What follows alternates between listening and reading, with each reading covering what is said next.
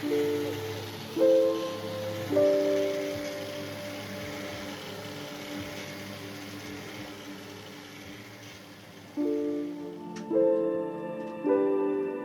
I was 40 years old, I was diagnosed with attention deficit disorder, and it wasn't a bad thing. It was like the greatest news I ever had almost, because it told me I wasn't nuts. I just think a little bit differently from other people.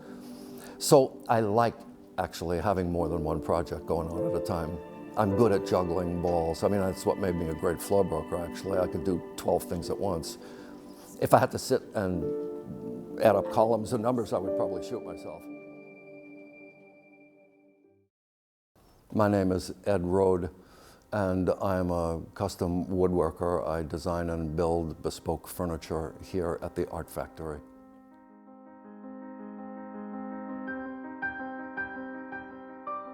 I was a floor broker on the New York Stock Exchange for 25 years, and I made over-the-counter markets upstairs for 10 years prior to that. So that's a long career on Wall Street. And the business evolved into something that simply wasn't fun anymore. A couple cataclysmic things happened in my life, and I decided God wants us to get out of bed in the morning and have fun.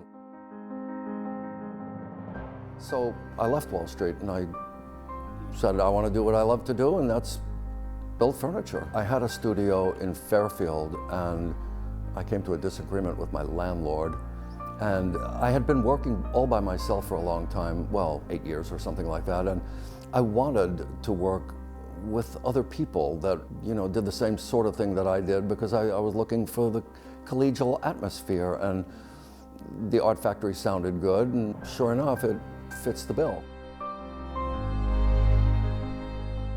It's a big deal setting up a shop, actually. The work has to flow.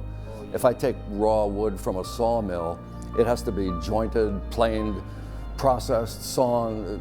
It's something of a process. So setting up shop is a big deal. And I had a lot of space earlier, and hopefully we're in the midst of moving shop now, and hopefully I'll get this one squared away too. I'm just in the midst of it at the moment.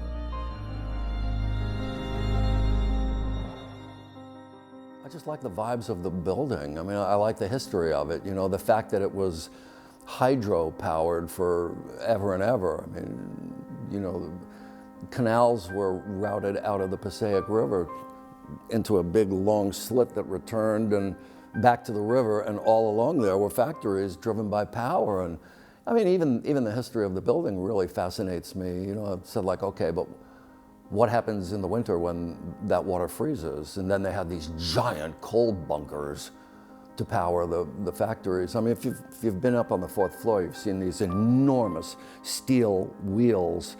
Well, they had giant leather belts on them, driving smaller rods that had leather belts on them to each individual tool. And the tool user would engage a clutch, and that leather belt would tighten up, and bang, the tool would operate. And when he wanted to turn the tool off, he'd disengage the clutch. I mean, the whole thing is just really cool. I like the concept of the place. People enjoy coming here for a visit because it's fascinating. It has a lot of background, and they're a little bit oohed and awed, you know, rather than walking into a totally industrial lot in a strip mall sort of factory space. This is a lot more fun to come and visit. And I've had people come here and just like walk around for a few minutes looking up and all over the place, and then we start talking, you know, how can I help you? What do you need? And I would like this, and then we just sit down with a sketch pad and start doodling until we come up with a cohesive design. And then it's up to me to incorporate structural integrity into that design to make sure it not only looks beautiful, but works. When I was a little boy, I built things, toys and things with my father in the cellar in Brooklyn. So I'm very intimate with wood. It doesn't intimidate me, it doesn't scare me. Tools don't scare me.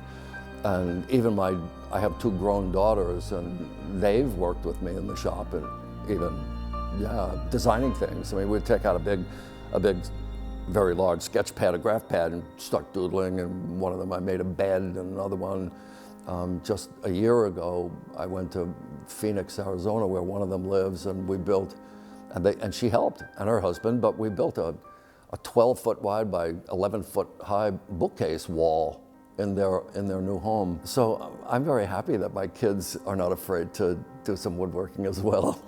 I like the concept, and I expect to teach my grandchildren the same.